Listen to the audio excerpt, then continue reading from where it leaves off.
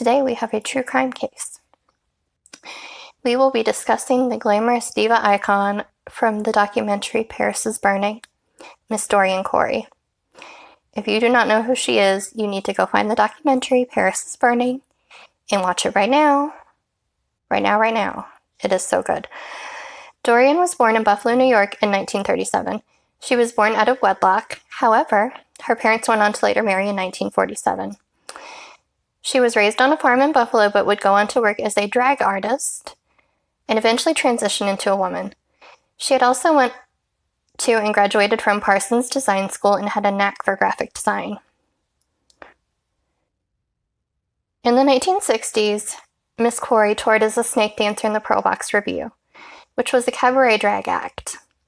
She was also the founder of the vogueing House of Corey. She held over 50 grand prizes from various voguing balls. She was house mother to Angie Extravaganza, who also appeared in Paris is Burning. She also ran and designed a clothing label called Corey Design. At one point in her drag career, she would come onto the stage wearing a 30 to 40 foot feathered cape. She would strip down to a sequined body stocking. Then two attendants would raise the cape up on two poles to produce a feathered tent that would cover half the audience. How fabulous does that sound? Although she led a colorful life, it tragically ended at 56 due to complications from AIDS. Her story isn't over yet, though. A few months later, in October of '93, one of her friends, who was her caretaker in her final days, was left in charge of Dorian's beautiful costumes. She went into the apartment with two men who were looking for Halloween costumes. They went through fabric, feathers, and sequins before stumbling across a musty green plaid garment bag folded over on the closet floor. I would say that would look out of place in a drag queen's closet. Taylor, the friend and caretaker, told the men, "I only weigh 135 pounds. I can't lift that thing." She handed a pair of scissors to one of the men.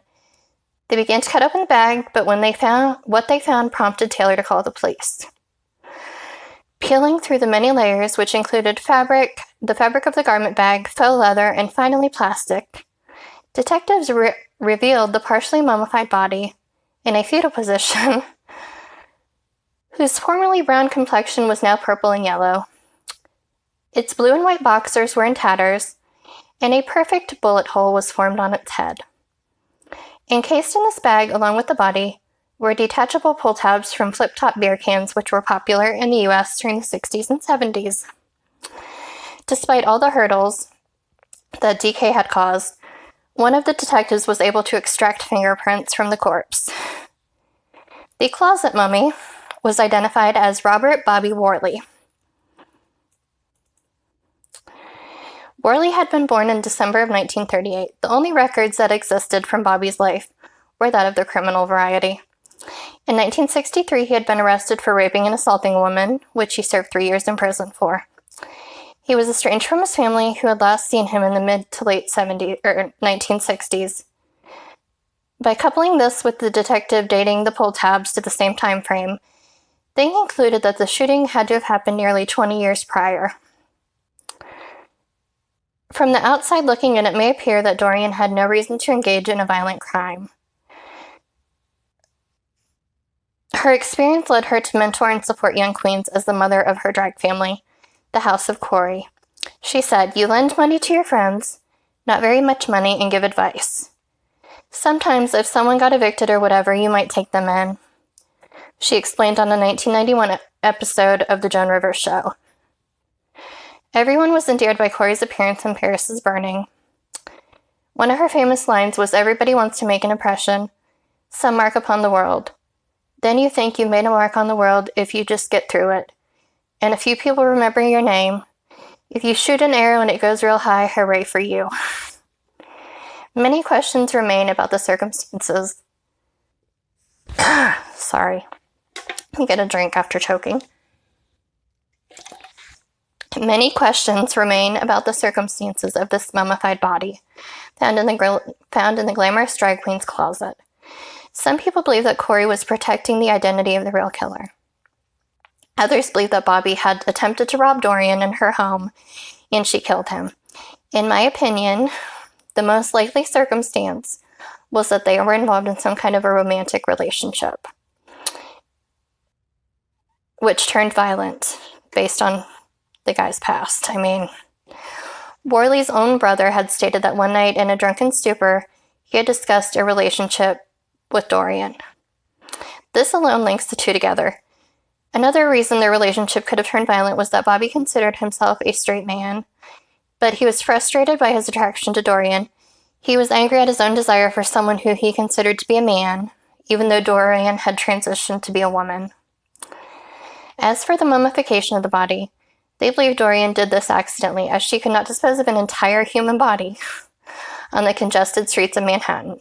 She thought quickly and moved fast by concealing the body in something that wouldn't stand out in the house of someone who makes costumes and gowns, a garment bag. The use of baking soda and other chemicals to conceal the odor had helped to mummify the body. Bobby Worley's estrangement from his own family also helped conceal this homicide.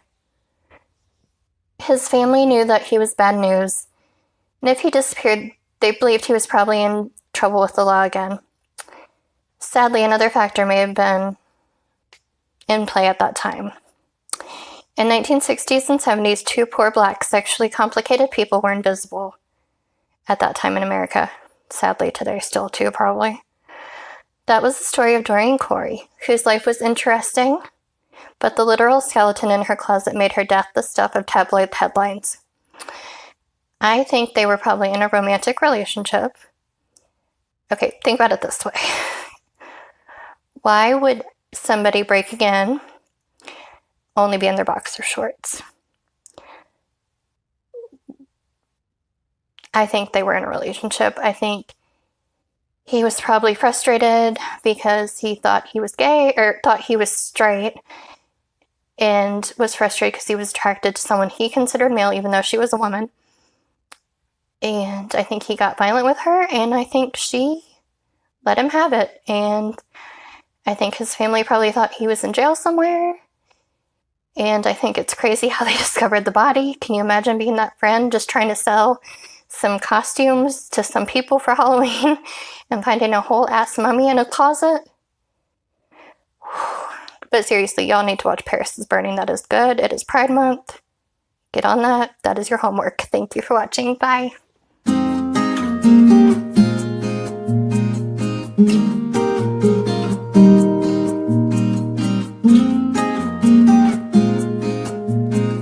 Mm-hmm.